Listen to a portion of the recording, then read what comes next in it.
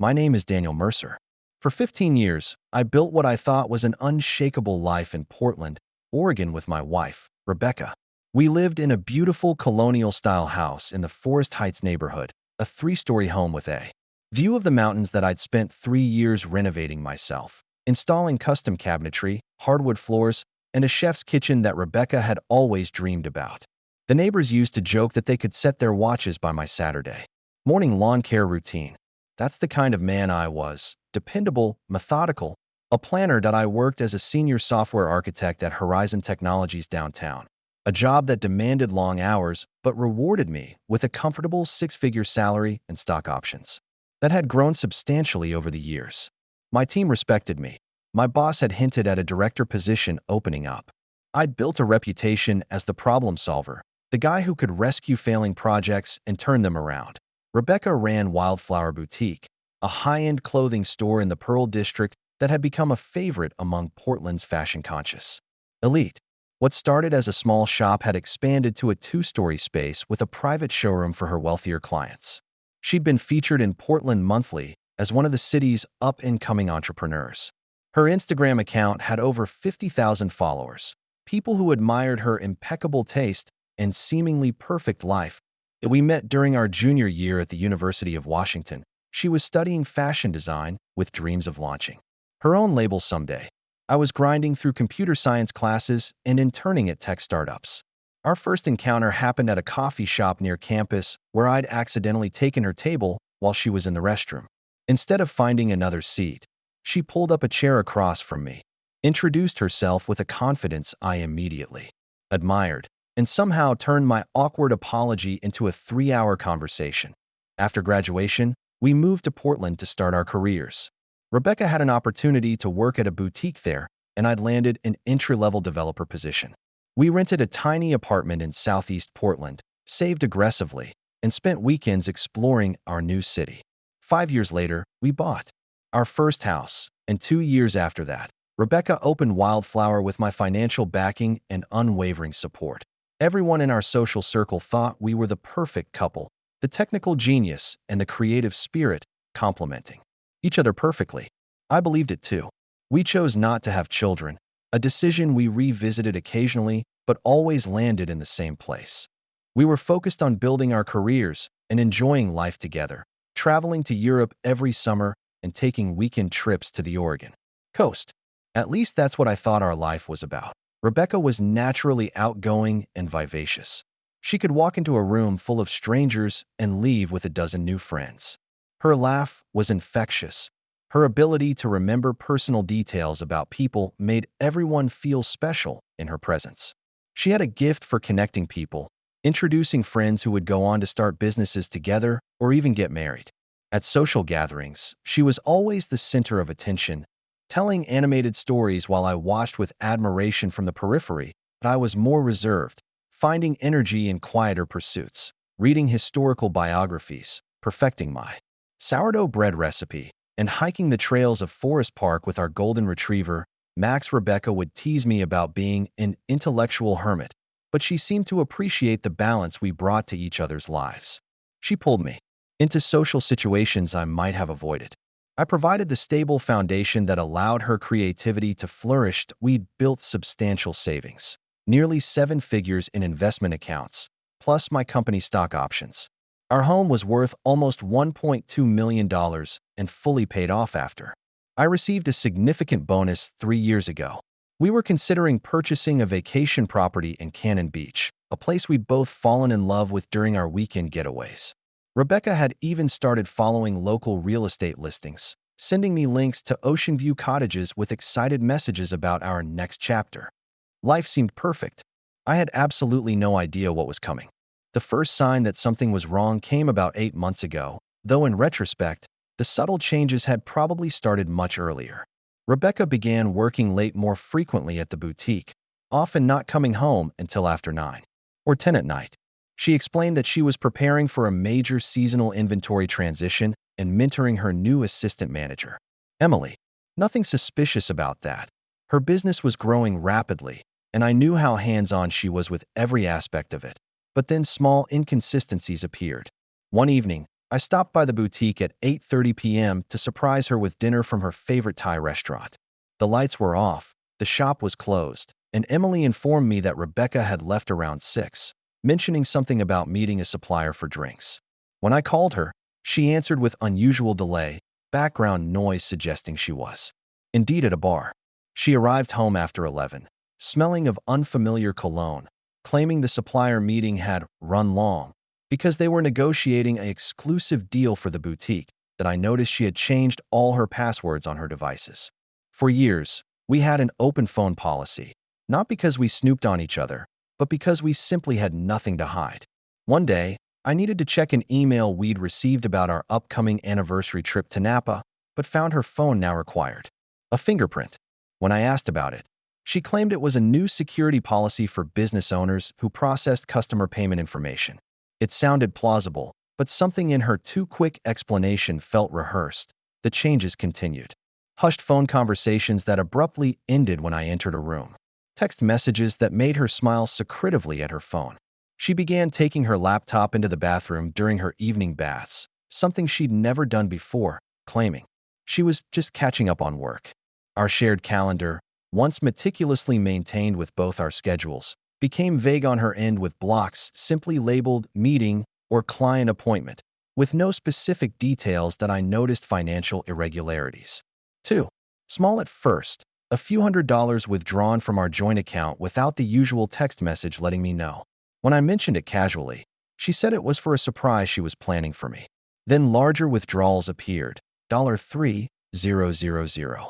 Here, $5,000 there, that she attributed to boutique expenses that would be reimbursed soon.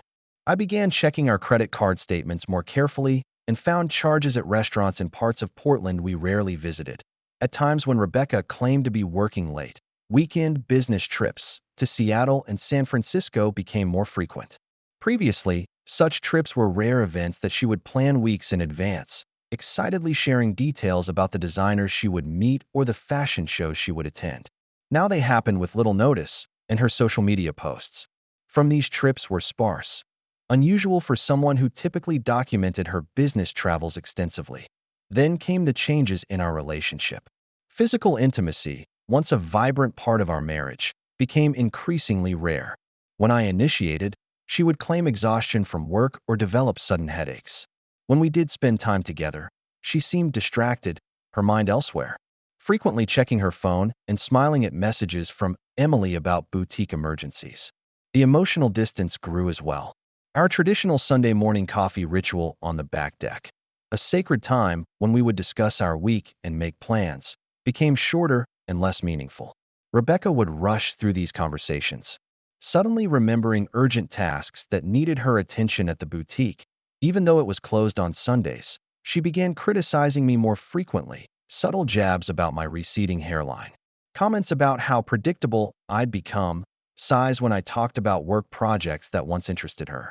She mocked my comfortable weekend attire, suggesting I should make more effort like I used to in our early days. The cooking she once praised became boring and uninspired. My favorite hiking trails were suddenly the same old paths. The characteristics she had once loved about me, my stability, my thoughtfulness, my attention to detail, were reframed as flaws. I was too rigid, overthinking everything, and obsessive about minutiae. One evening, while sorting through mail, I found an unfamiliar credit card statement addressed to Rebecca at our home. A card I didn't know existed with charges that told a story of a life I wasn't part of. $450 dinners at Ava Jean's and Castagna, Portland's most romantic restaurants. Charges at the Kimpton Hotel Monaco downtown, just 15 minutes from our home. A $2,800 purchase at a high-end jewelry store for items I'd never seen her wear. Wine club memberships I knew nothing about. Rideshare trips at odd hours when she was supposedly at work. That night, as Rebecca slept soundly beside me, I lay awake staring at the ceiling, a cold sensation spreading through my chest as I realized our perfect life might be a carefully constructed illusion. I'm not proud of what I did next, but looking back, I can't say I regret it either.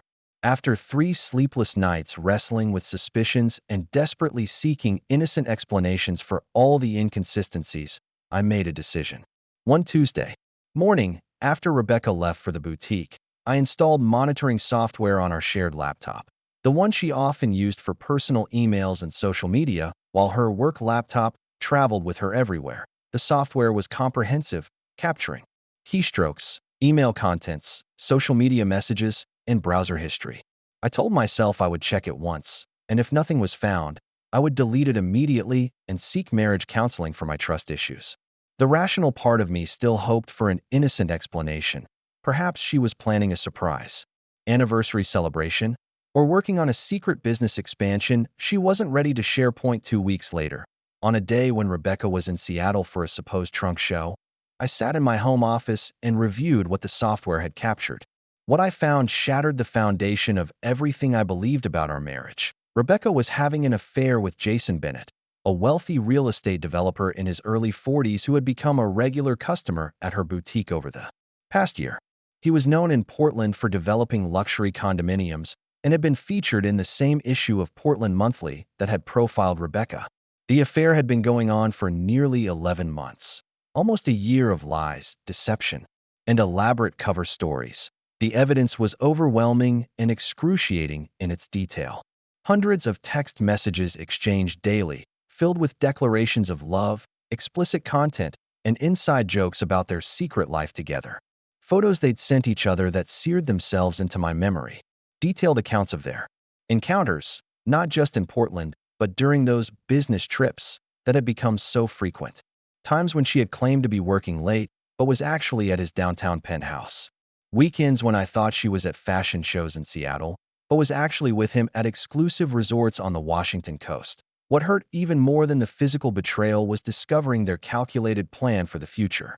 In their messages, they methodically discussed how to maximize what Rebecca could get in our inevitable divorce.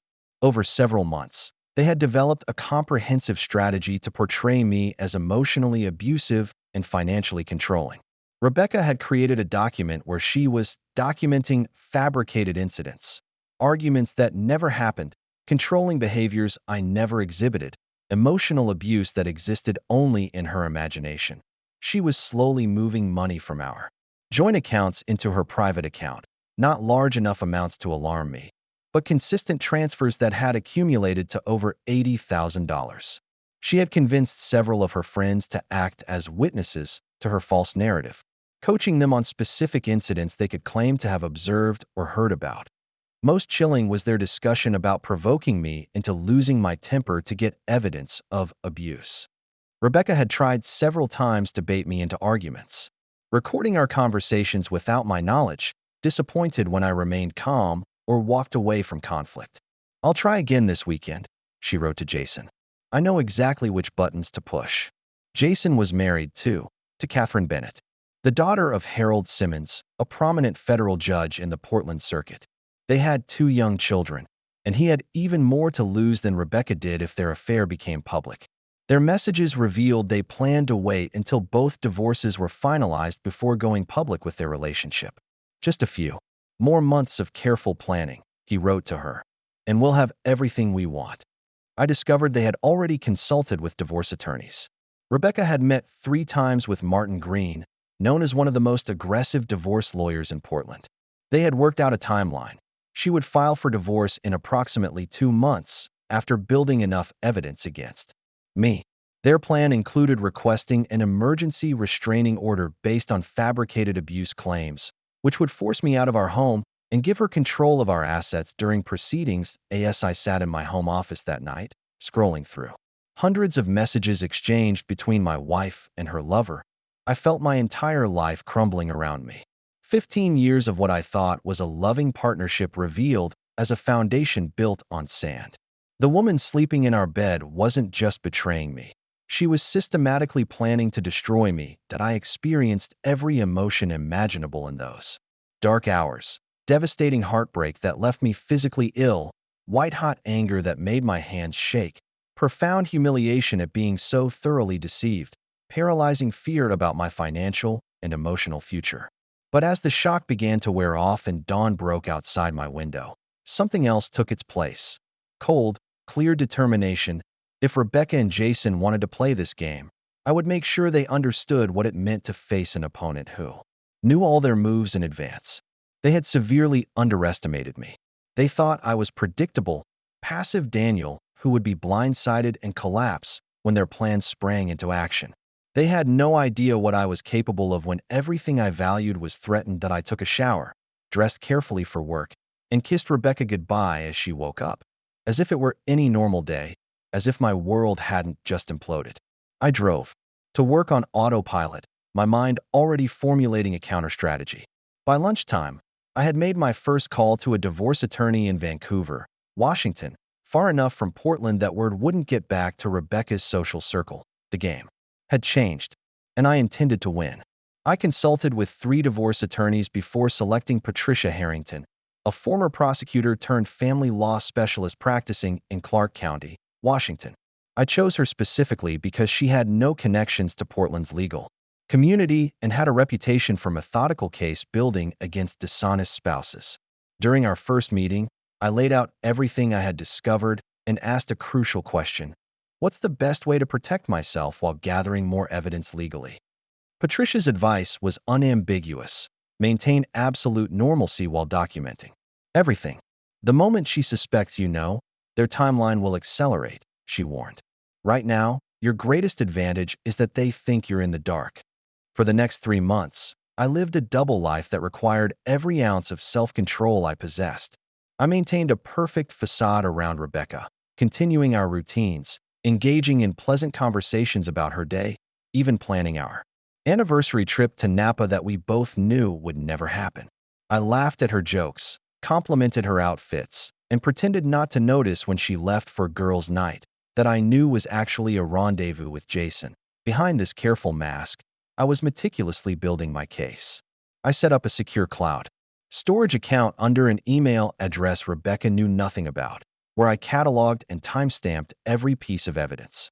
I recovered deleted text messages from our cellular accounts records.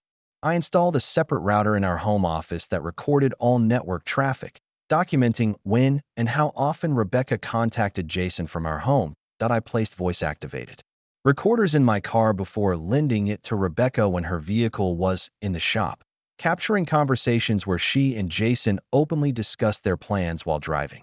I carefully photographed our home and documented all our possessions, creating a comprehensive inventory with proof of purchase for our valuable items.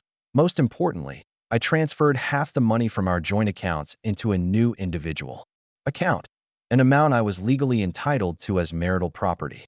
I did this gradually through multiple transfers to avoid triggering her suspicion. I secured my personal documents, passport, birth certificate, social security card, in a safe deposit box at a bank different from the one we normally used. Meanwhile, I hired Cameron Davis, a licensed private investigator recommended by Patricia, who began documenting Rebecca and Jason's meetings with photographs, videos, and detailed reports. Cameron discovered patterns I wasn't aware of: Wednesday afternoon buying trips that were actually trysts at a boutique hotel near the Japanese garden. Sunday morning inventory sessions when the store was closed that took place at Jason's downtown penthouse. That Cameron's investigation expanded to Jason's background, revealing information that would prove invaluable. Jason Bennett had a pattern of affairs throughout his 15-year marriage, at least for that Cameron could document with previous employees and business associates. 2 former employees at his development company had filed sexual harassment claims against him, cases that were settled quietly with non-disclosure agreements and substantial payments. The investigator also uncovered questionable business practices in Jason's real estate dealings, cutting corners on building codes, using political connections to bypass environmental regulations, and possibly bribing a city official for expedited permits on a controversial downtown project. These weren't my primary concern, but they represented potential leverage. While this investigation continued, I quietly met with financial advisors to understand exactly how Oregon's property division laws would affect our assets. I learned that Rebecca's boutique, despite being in her name, was considered marital property since it was established during our marriage and initially funded with joint resources. This would become critically important later. That I also consulted with a forensic accountant who helped me trace the money Rebecca had been diverting.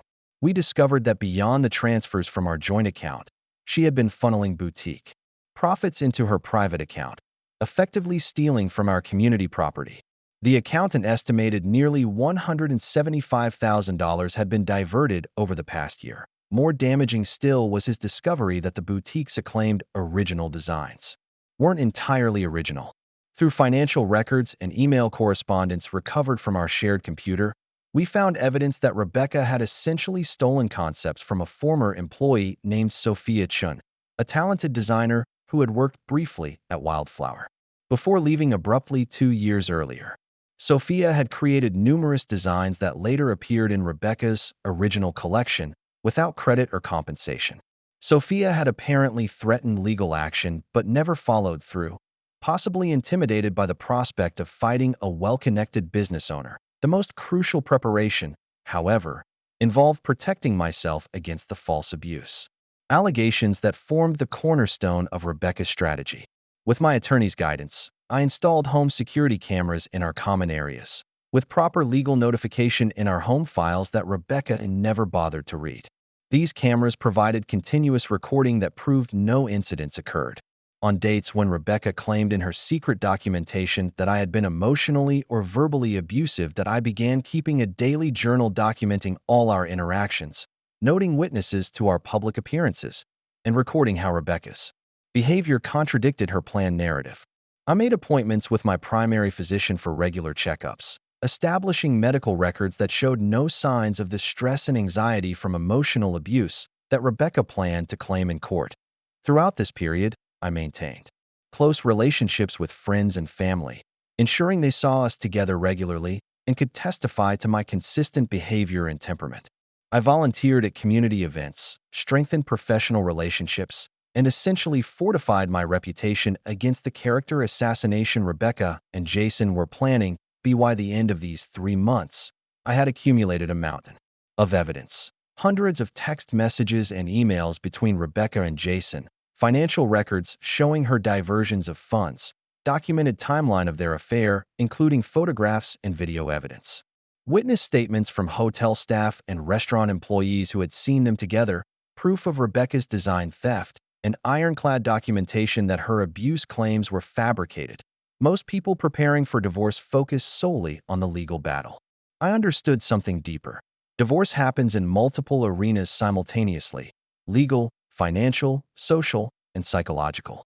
To truly protect myself, I needed a comprehensive strategy for each.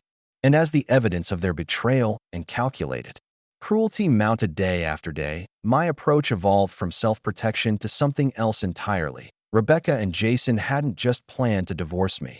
They had plotted to destroy my reputation, financial security, and emotional well-being for their own benefit. Their strategy relied on blindsiding me with false accusations that would be difficult to disprove once made public. They were willing to let me be branded as an abuser, possibly face restraining orders, lose my home, and surrender the assets I had worked 15 years to build. This wasn't just about ending a marriage. This was about justice. My plan began with Jason Bennett, the man who had not only slept with my wife, but actively helped her construct an elaborate scheme to destroy me. Through business connections and careful research, I learned his company, Bennett Development Group, was pursuing a major waterfront redevelopment project worth approximately $50 million. The project had already faced community opposition due to environmental concerns, but Jason had been working to reshape his image as a family-oriented, community-focused developer who cared about Portland's future. The cornerstone of this rebranding was his family, his photogenic wife Catherine, their 2 adorable children, and his connection to Judge Simmons, whose reputation for integrity was unimpeachable. Jason had been featured in a recent business journal profile titled Family Values in Modern Development, where he credited his strong family foundation for his business philosophy.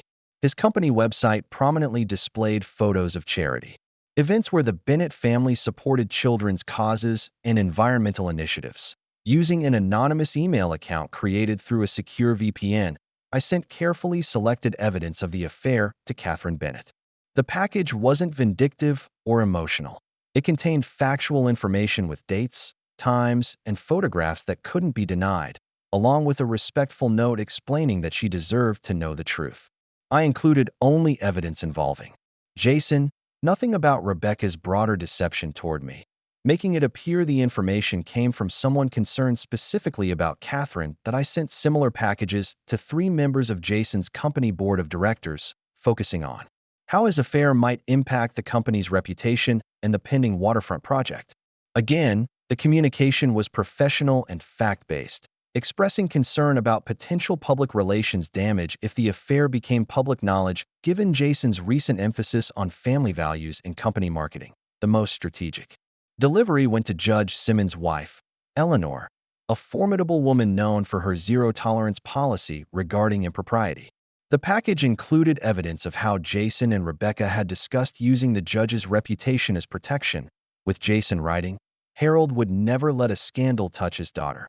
He'll make sure any divorce proceedings are handled discreetly and in our favor." I included only enough information to spark Eleanor's own investigation, knowing her influence with her husband would be far more effective than any direct approach. Within 2 weeks, the carefully planted seeds began bearing fruit. Through mutual connections, I learned that Catherine had confronted Jason with the evidence and moved out the same day, taking their children to her parents' home. Judge Simmons, furious at how his reputation had been leveraged in Jason's scheme, had apparently told his son-in-law in no uncertain terms that he would receive no special treatment and that his behavior had deeply disappointed the family. Most significantly, the judge, known for his connections throughout Portland's business community, began making inquiries about Jason's business practices. These weren't official investigations, just conversations with colleagues and friends that nevertheless set off alarm bells throughout the regulatory community. Suddenly, permits for Bennett development projects faced administrative delays. Environmental impact reviews that had been fast-tracked were now subjected to additional scrutiny. The waterfront project investors, sensing trouble, called an emergency meeting where Jason was reportedly asked difficult questions about both his personal life and business practices. Within days, 3 major investors withdrew from the project, citing concerns about project management. The development deal, which had seemed guaranteed just weeks earlier, collapsed when the primary financial backer pulled out, citing incompatible values with Bennett Development Group. For Rebecca, the social consequences unfolded with equal precision but through different channels. Using what I had learned about her appropriation of Sophia Chen's designs, I anonymously contacted Sophia, with evidence of how her work had been stolen.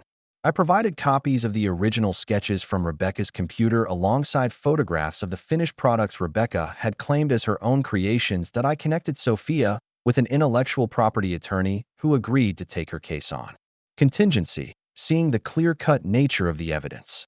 When news of the impending lawsuit reached the fashion community, the reaction was swift and severe. Portland's tight-knit design community valued originality and ethical behavior. Design theft was considered the ultimate transgression. Within days, local fashion bloggers picked up the story. The Portland Fashion Collective, which had previously celebrated Rebecca's innovative designs, issued a statement distancing themselves from Wildflower Boutique pending investigation. 2 upcoming fashion shows withdrew their invitations to feature Rebecca's collections. Customers began questioning the authenticity of their purchases on social media, with the hashtag wildflower fraud gaining traction. Meanwhile, I ensured our mutual friends discovered the truth, not through me directly, but through carefully orchestrated revelations. I confided in Maria, Rebecca's former college roommate who had always maintained a closer friendship with me, sharing just enough evidence to confirm the affair.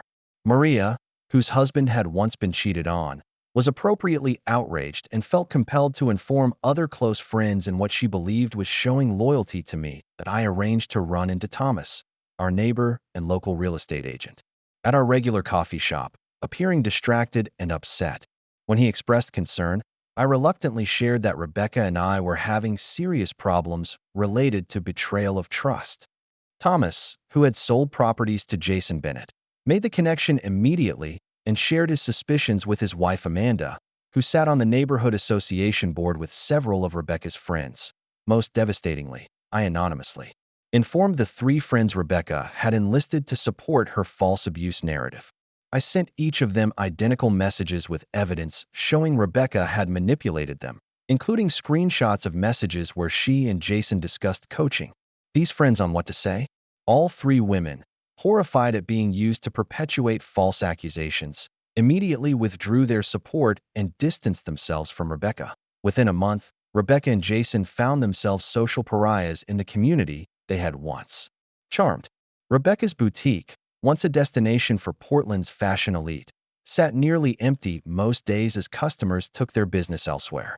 The stolen design scandal grew as three more former employees came forward with similar claims. Encouraged by Sophia's example, Jason's real estate deals faced unprecedented obstacles as word spread through Portland's business community about his personal and professional conduct. The whispers about permit irregularities and possible ethical violations grew louder, prompting a local business journal to begin investigating his company's practices. Their relationship, once a thrilling secret affair conducted in luxury hotels and exotic weekend getaways, was now a liability for both of them. Neither could be seen publicly with the other without confirming the rumors destroying their reputations. According to my sources, they had begun arguing frequently, each blaming the other for their collapsing lives. Throughout this period, I maintained a dignified silence publicly. When friends expressed concern or asked questions, I simply said, "Rebecca and I were working through some difficult issues," and changed the subject. I continued my normal routines: work, gym, occasional dinners with close friends, projecting an image of someone dealing with personal challenges with grace and resilience. This calculated restraint enhanced my position immeasurably. While Rebecca and Jason floundered in increasingly desperate attempts to contain the damage, I appeared to be the wrong party who refused to engage in public drama.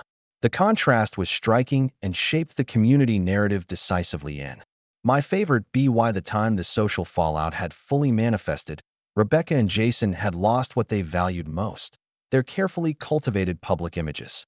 Rebecca's identity as a successful, original designer was in tatters. Jason's reputation as a family man and ethical businessman had crumbled. Their extensive social networks, once sources of validation and opportunity, had become landscapes of awkward encounters and closed doors. Only then, when they stood isolated and vulnerable, did I make my final move. On a Tuesday morning in October, exactly 7 months after discovering the affair, I filed for divorce. The timing was deliberately chosen. Rebecca had planned to file her own divorce petition with false abuse claims the following week, according to information from my monitoring software. My filing completely blindsided her, seizing the initiative and fundamentally changing the dynamics of the case. The petition, prepared by Patricia Harrington, was comprehensive and damning. It outlined the affair in clinical detail, included evidence of financial impropriety, and most critically, documented the conspiracy to file false abuse allegations. We filed in Washington County rather than Multnomah County where we lived, a strategic choice to avoid any judges who might have connections to Judge Simmons or the Bennett family. Rebecca was served with papers at the boutique during business hours, another calculated decision that prevented her from controlling the narrative. By the time she called Jason in a panic, his own legal troubles had multiplied. Catherine had filed for divorce the previous week, citing infidelity and requesting primary custody of their children. The timing was not coincidental. I had ensured Catherine's attorney received evidence of the affair exactly 10 days earlier. Rebecca's planned counterattack immediately crumbled. Martin Green, the aggressive divorce attorney she had consulted, declined to represent her when presented with evidence that she had planned to make false allegations.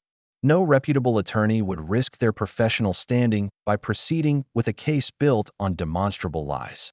Rebecca was forced to retain a second-tier lawyer who specialized in damage control rather than aggressive litigation. Our first court appearance set the tone for the entire proceedings. Rebecca attempted to paint herself as a victim of my controlling behavior, claiming I had monitored her communications without consent. Her attorney argued this demonstrated a pattern of controlling behavior that had characterized our marriage. My attorney calmly presented evidence showing Rebecca's affair had preceded any monitoring, including restaurant receipts and hotel records dating back 11 months.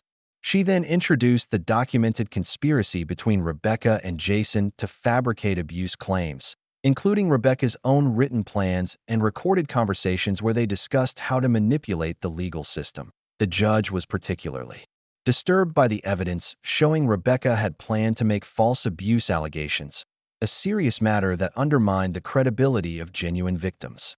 When Rebecca claimed I had been verbally abusive on specific dates, we produced security camera footage showing normal, pleasant interactions on those exact days. When she claimed I had controlled our finances, we presented bank records showing her unrestricted access to all accounts plus her secret diversion of funds. The financial aspects of the case were equally devastating for Rebecca. Her claim that she had built the boutique independently was countered with documentation showing my initial investment, ongoing financial support, and even my direct assistance with renovating the space. The forensic accountant testified about the diverted boutique profits, characterizing them as a systematic financial misconduct intended to diminish marital assets prior to divorce proceedings. Jason was too overwhelmed with his own legal battles to provide meaningful support to Rebecca. His divorce had quickly become high-profile as Catherine's father used his considerable influence to ensure his daughter received the maximum possible settlement. Jason faced simultaneous investigations into his business practices, triggered by the increased scrutiny from regulatory agencies. His development company was losing projects and investment partners weekly. The most devastating blow to Rebecca's case came when we introduced evidence of the design theft that had built her boutique's reputation. Sophia Chin testified about creating the designs that Rebecca had claimed as her own, providing original sketches and documentation. 3 other former employees corroborated this pattern of theft and exploitation. This testimony not only damaged Rebecca's credibility but also raised serious questions about the true value and future viability of the boutique. Her primary claim to post-divorce assets and income. Throughout the proceedings, I maintained a composed, reasonable demeanor. When questioned, I acknowledged installing monitoring software only after finding evidence of infidelity. I expressed regret that the marriage had ended this way, but remained firm that Rebecca's actions, both the affair and the planned false allegations, had made reconciliation impossible. This measured approach contrasted sharply with Rebecca's increasingly desperate and contradictory testimony. As the trial progressed, Rebecca's position weakened daily. The friends she had enlisted to support her abuse claims not only withdrew their statements, but testified that Rebecca had coached them on what to say. Financial records revealed additional accounts she had hidden from the court. Text messages showed her discussing with Jason how to conceal assets during divorce proceedings, a serious offense in family court. The final blow came when Rebecca, under intense questioning about financial discrepancies, lost her composure and admitted to taking money from our joint accounts because she deserved it after wasting 15 years with me. This outburst, coupled with her documented plan to make false abuse allegations, sealed her fate with the judge. After 6 grueling weeks, the court issued its ruling. The judge awarded me the house, 70% of our joint financial assets, and ordered Rebecca to pay my legal fees, approximately $95,000. The boutique, now entangled in design theft litigation and hemorrhaging customers, was deemed part of the marital estate, with Rebecca required to either buy out my interest at pre-scandal valuation or sell the business and split proceeds according to the 70/30ths distribution. The judge specifically cited Rebecca's attempted fraud on the court as the reason for the uneven distribution. Writing in the final judgment, the court finds the respondent engaged in a deliberate conspiracy to make false allegations of abuse, an action that shows contempt for the legal system and causes immeasurable harm to genuine victims of domestic abuse. This behavior, combined with documented financial misconduct and infidelity, justifies a distribution of assets that heavily favors the petitioner. Rebecca's attorney immediately announced plans to appeal, but industry experts I consulted assessed her chances as minimal given the overwhelming evidence and the judge's detailed reasoning. More importantly, Rebecca no longer had the financial resources for a prolonged legal battle. The boutique was now operating at a loss. Her legal bills exceeded $70,000, and she faced additional litigation from Sophia Chun and other designers. We left the courthouse after the final hearing. I caught a glimpse of Rebecca standing alone by the elevators, her posture defeated, her face drawn and pale. For a brief moment, I remembered the vibrant, creative woman I had fallen in love with 15 years earlier. But that woman was gone. replaced by someone who had been willing to destroy me to get what she wanted. I walked past her without a word, stepped outside into the autumn sunshine, and took my first deep breath as a free man. 2 years have passed since the divorce was finalized. The period immediately following the court's decision was challenging. Despite my vindication, I still had to process the collapse of a 15-year relationship and rebuild my life from the foundation up. I sold the Portland house. Too many memories saturated those walls, and temporarily moved to a downtown apartment while considering my next steps. 3 months after the divorce, I accepted a position as Chief Technology Officer at a larger tech company in Seattle, an opportunity one might never have pursued had I remained comfortably ensconced in my Portland life. The new role came with significantly higher compensation, equity in a promising company, and the chance to build a department from the ground up. The fresh start in a new city proved therapeutic, allowing me to redefine myself outside the context of the divorce drama. That I purchased a comfortable 3-bedroom condo in Seattle's Belltown neighborhood with floor-to-ceiling windows overlooking Puget Sound. The space is modern and open, nothing like the traditional colonial we had in Portland, and I furnished it to reflect my own tastes rather than compromising with someone else's preferences.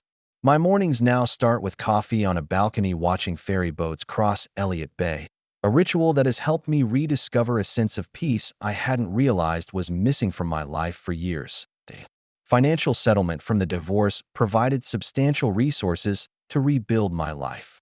Beyond the 70% of our joint assets awarded by the court, the sale of the Portland house in a rising market yielded an additional windfall. Rebecca was ultimately forced to sell the boutique at a fraction of its previous valuation to settle the design theft lawsuits and buy out my court-mandated interest. Those combined funds, along with my new compensation package, have placed me in a stronger financial position than I ever achieved during my marriage. That I've channeled some of that financial security into creating a more balanced life. I work hard at my new position, but maintain firm boundaries between work and personal time. A lesson learned from watching my marriage deteriorate while I focused too intensely on career advancement. I've taken up sailing on weekends, joined a hiking club that explores the Cascades, and recently completed a culinary course focusing on Pacific Northwest cuisine. My new home has a dedicated music room where I've returned to playing the guitar, a passion I had abandoned somewhere in the busy years of my marriage. Professional therapy has been an essential component of my recovery. For the first year after the divorce, I met weekly with Dr. Lenora Warner, a psychologist specializing in betrayal trauma. Those sessions helped me process not just the infidelity, but the profound breach of trust represented by Rebecca's calculated plan to destroy my reputation and financial security. Dr. Warner helped me understand that my methodical response was not merely revenge, but a necessary self-protective strategy against genuine threats to my well-being. What you experienced wasn't just a marriage ending, she explained during one particularly illuminating session. It was a targeted campaign to systematically dismantle your life. Your organized response wasn't excessive, it was proportionate to the threat you faced. Those therapy sessions also helped me recognize patterns in my marriage that had contributed to my blindness regarding Rebecca's true character. I had idealized her, overlooked red flags, and constructed an entire relationship narrative that existed more in my mind than in reality. This insight has proven invaluable as I've cautiously re-entered the dating world. That I began dating again about 14 months after moving to Seattle, cautiously at first, with a healthy skepticism that my therapist assured me was appropriate given my experience. I've had 3 relationships since then, each progressively healthier as I've worked through my trust issues and refined my understanding of what I truly want in a partner. Currently, I've been seeing Elise, a marine biologist at the Seattle Aquarium, for about 6 months. Our relationship is built on radical honesty and transparency, qualities I now value above all others. The MY professional network has expanded significantly in Seattle's dynamic tech ecosystem. I've mentored several promising engineers, spoken at industry conferences, and even begun angel investing in select startups.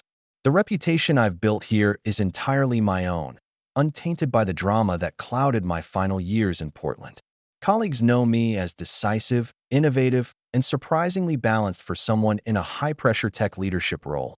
a description that gives me quiet satisfaction that I maintain relationships with a small circle of friends from Portland, those who stood by me during the divorce without choosing sides or engaging in drama.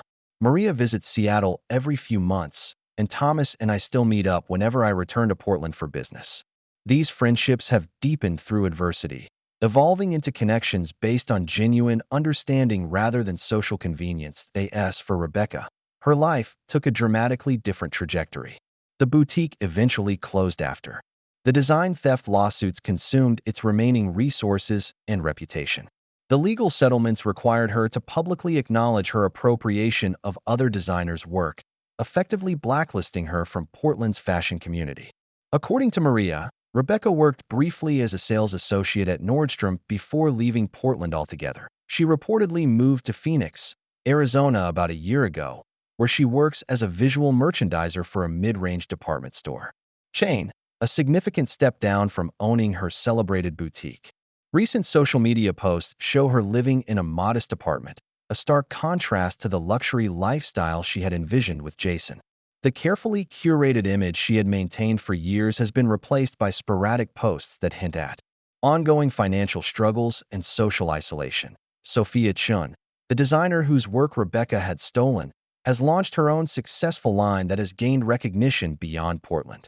Using the settlement money from her lawsuit against Rebecca, she opened a small studio in the same arts district where Wildflower Boutique once stood, a poetic form of justice that wasn't lost on those familiar with the situation.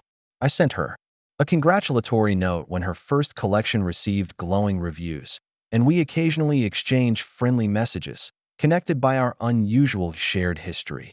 Jason Bennett's fall was even more precipitous. His real estate empire largely collapsed under the weight of multiple investigations triggered by the increased scrutiny. The regulatory inquiries sparked by Judge Simmons' quiet conversations revealed numerous ethical violations in Bennett development group's practices. Jason lost his development license in Oregon after authorities uncovered evidence of permit fraud and code violations in 3 major projects. The financial penalties were substantial, over $2 million in fines and settlements. But the reputational damage proved even more devastating. No reputable investor would partner with him, and banks recalled loans on ongoing projects, forcing distressed sales of properties at significant losses. His divorce from Catherine was equally ruinous. Her father's connections ensured she received maximum settlements, including their Lake Oswego mansion and majority custody of their children. According to Thomas, who still moves in Portland real estate circles, Jason now works for a former competitor in a mid-level project management role. His name deliberately kept off marketing materials due to his toxic reputation. He lives in a rental apartment and sees his children on alternating weekends under supervision, as Catherine obtained restricted visitation based on concerns about his moral character. Most surprisingly, Rebecca and Jason's relationship disintegrated almost immediately after their respective divorces were finalized. Without the thrill of secrecy and shared conspiracy, and burdened by mutual blame for their collapsed lives, they reportedly ended things within weeks of becoming free to publicly be together. The future they had planned in those hundreds of text messages, a shared life of luxury funded by their divorce settlements, evaporated in the harsh light of their new realities. That I feel no joy in their downfall, only a sense that justice was served. They had planned to destroy me, not just in marriages, but systematically dismantle my reputation, financial security, and emotional well-being for their own benefit. The consequences they experienced weren't the result of my vengefulness, but the natural outcome of their own actions exposed to light. Sometimes I wonder how differently things might have turned out if I had confronted Rebecca immediately upon discovering the affair. Would a direct confrontation have led to an amicable separation? Might we have preserved some dignity and mutual respect through a straightforward divorce? Perhaps, but the evidence suggests Rebecca and Jason were committed to their destructive plan regardless. My intervention didn't create their malice. It merely revealed it before it could harm me. The most valuable lesson from this experience has been learning the difference between forgiveness and foolishness. I've forgiven Rebecca in the sense that I no longer carry anger or desire for retribution. I've released the pain of betrayal and moved forward into a life that's genuinely fulfilling. But forgiveness doesn't require forgetting or denying reality. The woman I married was willing to falsely brand me as an abuser to gain financial advantage. Acknowledging that truth isn't holding a grudge, it's honoring my own experience and ensuring I never ignore such warning signs again. As I approach my 45th birthday, I find myself in an unexpected place, happier, more grounded, and more authentically connected to myself than I was during my marriage. The painful unraveling of my former life forced me to examine what truly matters, what I genuinely want, and how I define success beyond external markers like marriage or career achievements. That I recently returned to Portland for the first time. In nearly a year, meeting Thomas and Amanda for dinner at a new restaurant in the Pearl District, ironically located just a block from where Wildflower Boutique once stood. Walking those familiar streets felt like visiting a previous life, recognizable but no longer mine. As we passed the vacant storefront that once housed Rebecca's boutique, now being renovated for a new tenant, Thomas asked if seeing it bothered me. Not really, I replied, surprised to discover it was true. It's just part of a story now, not my present or my future. Later that evening, back in my hotel room, I found myself thumbing through old photos on my phone, images from my life with Rebecca that I hadn't deleted but rarely viewed. There we were on the Oregon coast, in Paris, celebrating birthdays and anniversaries, smiling for the camera. For the first time, I could look at those images without pain or anger, recognizing that both people in those photos were gone now. Rebecca transformed by her choices, and me transformed by my response. To them. I stepped to the window, looking out at Portland's twinkling lights and the distant shadow of mountains beyond the city. The journey from discovery to divorce to rebuilding had changed me fundamentally. I was more cautious, but also more confident, more skeptical, but also more authentic, less naive, but also more purposeful in creating connections based on truth, rather than comfortable illusions. The revenge wasn't about making them suffer. It was about ensuring the truth came to light. In the end, Rebecca and Jason destroyed themselves with their own actions. I simply made sure they couldn't bury those actions under lies. That distinction has allowed me to move forward without being consumed by bitterness, to build a new life based on lessons learned rather than resentments harbored. As I turn away from the window and prepare for bed, I feel a profound gratitude for the life I've reclaimed, not the one I thought I had with Rebecca, but something more genuine. There's a certain peace in standing on solid ground after walking so long on what proved to be an illusion. Tomorrow I'll return to Seattle, to my work, my friends, my relationship with Elise, and the simple, authentic pleasures I've discovered in my new life. The revenge is long over. The recovery continues. And the future, for the first time in years, feels genuinely mine to create. That if you found this story compelling, please subscribe to our channel for more real-life accounts of betrayal and its consequences. Remember, these stories are shared not to promote vengeance, but to illustrate the human capacity for resilience in the face of profound betrayal. Sometimes, the best revenge isn't about getting even, it's about getting better.